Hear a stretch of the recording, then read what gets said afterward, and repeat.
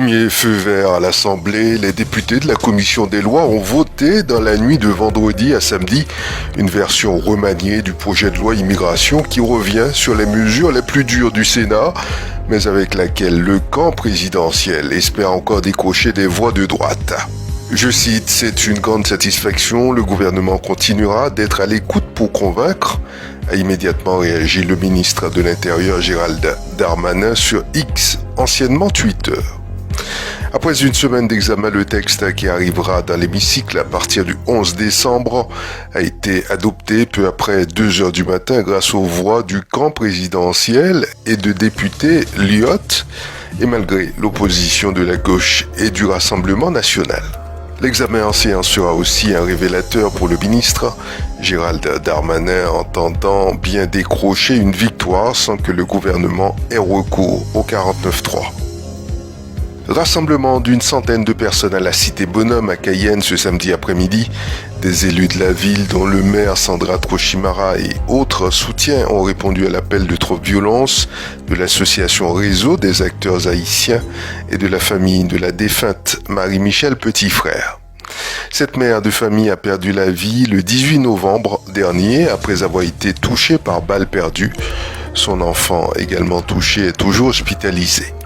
Radio Mayuri était sur place. Je vous propose d'écouter successivement la sœur et le père de la victime, Monsieur Dieuvay. Je remercie toute la population, tout le nombre de personnes, je vois qu'on est nombreux quand même à assister à cette marche. Je remercie tout le monde et on se bat pour l'insécurité de ce pays et je remercie tout le monde d'avoir fait le déplacement. Merci. Est-ce que vous pourriez nous parler un peu de Marie-Michel? C'était quelqu'un de jovial, qui n'avait pas de problème avec personne. C'est juste un repas qu'elle emmenait serviable, c'est très serviable, comme tous les jours. Elle emmenait le repas pour mon père. Et puis malheureusement, il y a eu ce drame. Marie-Michel Petit-Frère est sorti de la maison. 4 heures. Elle a mené manger pour moi. Et puis, on a des balles. Elle me donne des balles là, comme c'est pétard. Mais elle me regarder, moi, j'ai couru par ça avec bébé. Elle me paraît de côté de tomber. Je viens de dire, l'état pour pompier vini, j'ai mort. L'état vini, t'as levé la neve. L'information est confirmée par la direction territoriale de la police nationale. Romuald Ovanto, recherché activement depuis lundi pour s'être échappé du tribunal du Larivot, a été retrouvé à Cayenne. Les services de la BAC Jour ont retrouvé l'homme de 28 ans ce vendredi dans le quartier du village chinois. Interpellé, il a été placé en garde à vue et va être de nouveau conduit au tribunal. Il devait initialement comparaître pour plusieurs vols aggravés. Le désormais ex-fugitif avait réussi à s'échapper depuis le bureau du juge des libertés et de la détention alors qu'il était sous surveillance policière. Drame sur la route de Montabo ce vendredi soir vers 21h35. Un véhicule léger a percuté fatalement un homme de 65 ans qui marchait sur le bord de la route. Comme le veut la procédure dans ce type d'affaires, le conducteur a été placé en garde à vue. Il est suspecté d'homicide involontaire.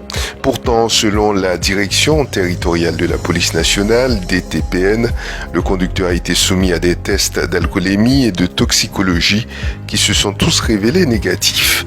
Les papiers de ce dernier étaient aux normes également. Une enquête devra déterminer les causes de cet accident. Dénonçant notamment un déni du rectorat de Guyane, les organisations syndicales appellent à une grève illimitée à compter du mardi 5 décembre 2023.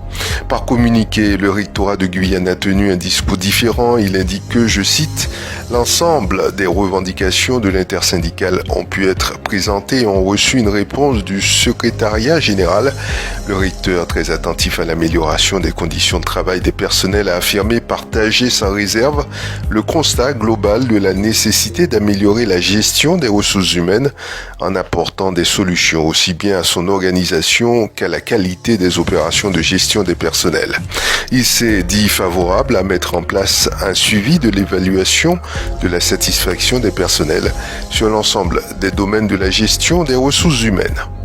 Pour les syndicats, le rendez-vous est d'ores et déjà donné dès 7h à différents endroits. Cayenne devant le rectorat, Kourou devant la mairie, Saint-Laurent devant l'annexe du rectorat, Saint-Georges devant la maison France Service, Maison Bleue et enfin à Maripasoula sur la place des Fêtes.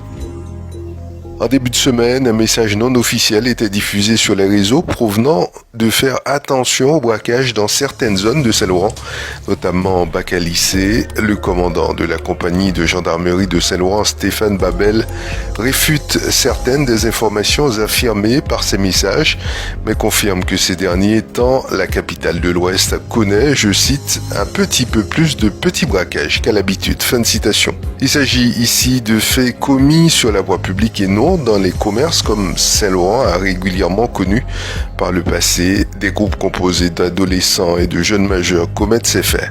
3 suspects ont été interpellés mercredi dernier au cours d'une opération dirigée par la brigade territoriale avec le soutien de l'antenne GIGN de Cayenne.